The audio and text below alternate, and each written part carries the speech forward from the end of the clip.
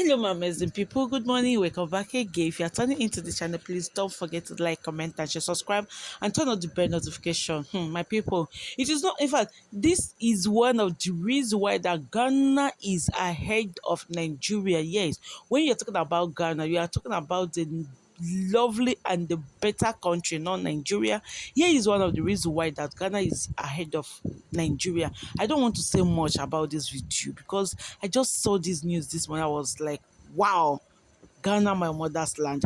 Just watch this clip of video and share your thoughts in the comment section and see the reason why Ghana is a beautiful country, beautiful place to stay, why Ghana is ahead of Nigeria. Let's get started. The government of Ghana has settled a 709 million US dollar Eurobond obligation, marking another major milestone in the country's ongoing economic recovery and debt management efforts. The ministry confirmed that the payment was made on Tuesday, December 30th, 2025, using funds from government cash buffers, underscoring renewed strength in Ghana's liquidity and fiscal management position. With the latest payment total in disbursements now stand at 1.4 billion US dollars under the country's restructuring memorandum.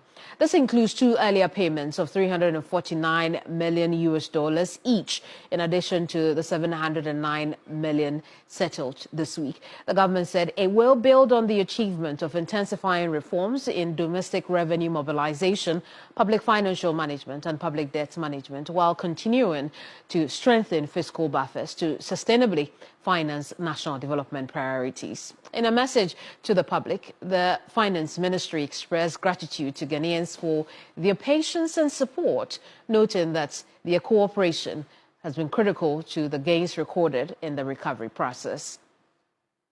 What this means for economic growth. Let's go on the phone lines now and speak to economist and professor of finance, Professor Godfred Bokping.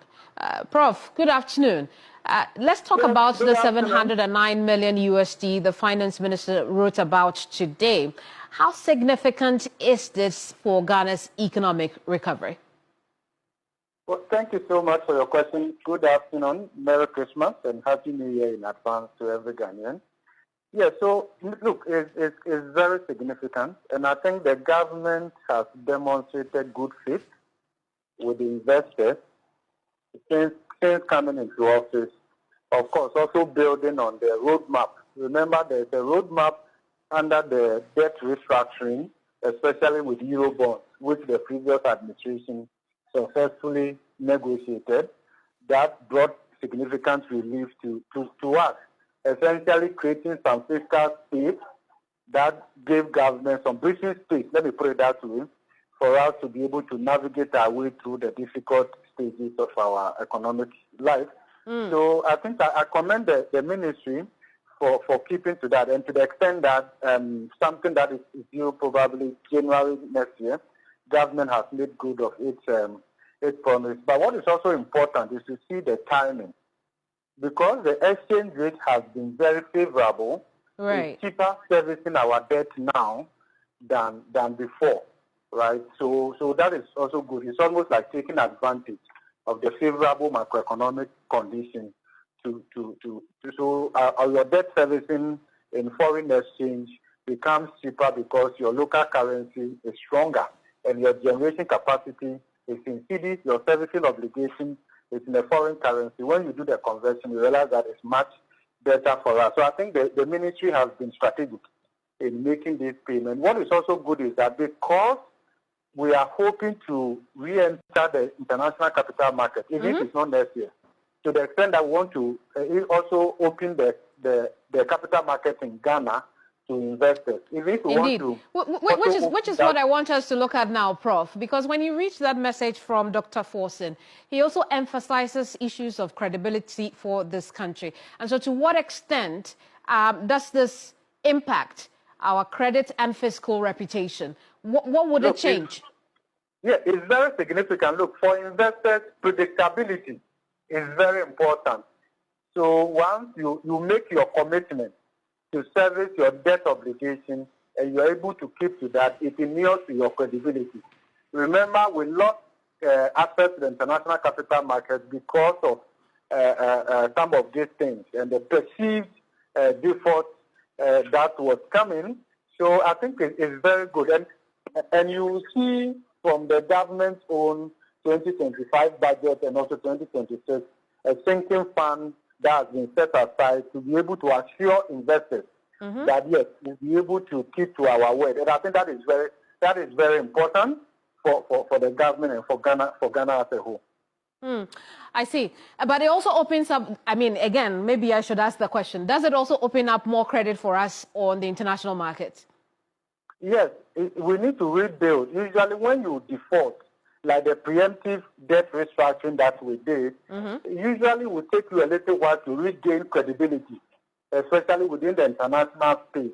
So all these steps are very strategic, proactive in assuring investors that, yes, we are restoring our credibility. So it may come at a certain cost to us and all of that, but we need to remember that we are not an isolated country. We cannot say we will not interact with foreign investors. In fact, we may even open up our capital markets, the domestic bond market, and open it up to offshore investors. All these things will all play a role. So I think that is where the ministry is looking at it from, and I think that it's a good move. But we're going to have to be even more strategic. Do you get the impression that the ministry has a strategy when it comes to that? Yes. I see. I want to talk about the cash buffers. The minister in identifying some of the sources of income that led to the payment of the over $700 million to defray some of the Eurobond debt. He talks about cash buffers. First, what does it say about the local economy itself, but how sustainable is this? Well, you have taken people's money. The understanding is that you needed to invest it prudently and set up a sinking fund so that when those debts fall due, you are in a position to service them. And I think that is good. It comes at a cost. There are trade-offs.